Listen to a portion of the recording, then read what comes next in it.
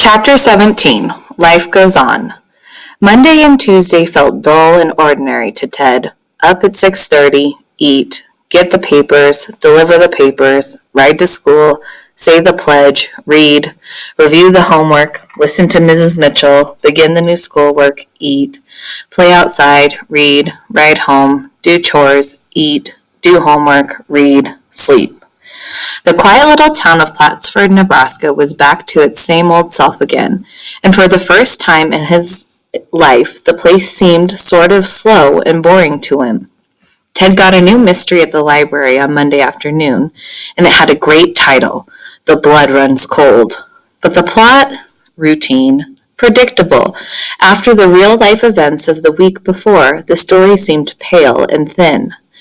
To be fair, other local mysteries were still bubbling, still needing to be solved. At the beginning of the week, every home in Plattsford had gotten a letter from the Wheaton School Board.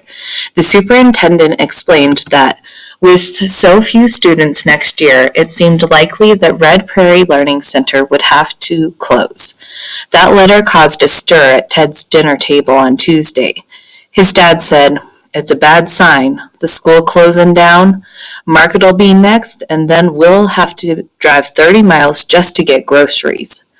Ted's big brother speared a piece of meat on his plate and said, "About time this town died." His mom snapped, "Lucas Hammond, you take that back." She was furious. "After all the hard work that's gone into giving you a good place to grow up, and you say something like that?"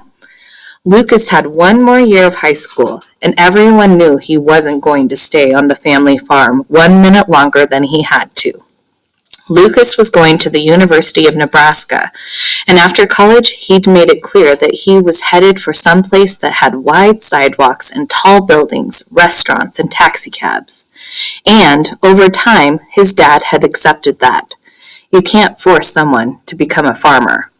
Ted and his sister Sharon waited for their secondary explosion, but it didn't come. Their dad finished the bite he was chewing, swallowed, took a sip of coffee, and said, "Everybody's entitled to his own opinions." And after a short silence, the talk turned to news about Sharon's class trip at the end of May to Washington, D.C.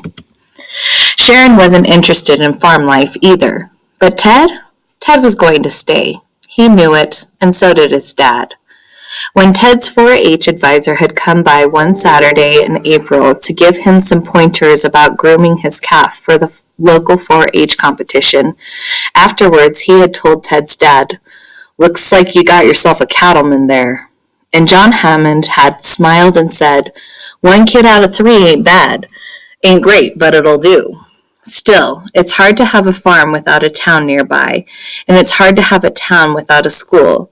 So a lot of people in Plattsford were thinking and talking about the future of Red Prairie Learning Center. Did Ted like the idea that his school might close?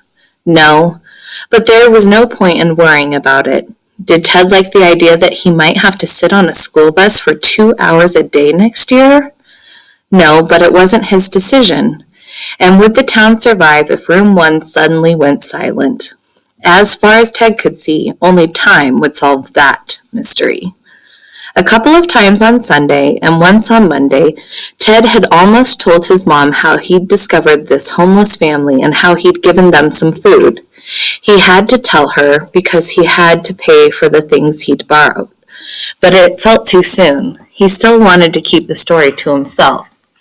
Riding past the Andersons' farm to get his newspapers on Monday morning, and then again on Tuesday, Ted wondered about April and her family. He thought about them off and on during school, sitting inside his pentagon of desks in Room 1. And he also thought about them at night, when he turned off the light and tried to sleep. He couldn't help it. Were they in Wheaton? Or maybe in Lincoln somewhere? Or had the authorities really been able to help them get all the way to their relatives in Colorado? Ted had no idea, and it bothered him not to know. So he rode home from school on Wednesday. Ted decided to go straight down Main Street, hop off his bike, and walk right into Town Hall, which had recently moved into a former insurance office. But because Ted thought if he had Ask the right person the right questions, maybe he could get some real information about April. And her mom and brother. What could be the harm in that? Ted pedaled faster, thinking of all the questions he was going to ask. As much as his head wanted him to hurry to town hall, Ted's stomach wanted him to stop for an afternoon school snack. Just a little one. It would only take a few minutes. After all, the E&A market was right on the way to town hall.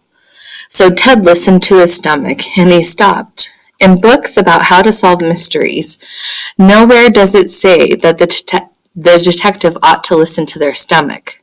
But maybe it should, because Ted's stomach was about to lead him to some vital information.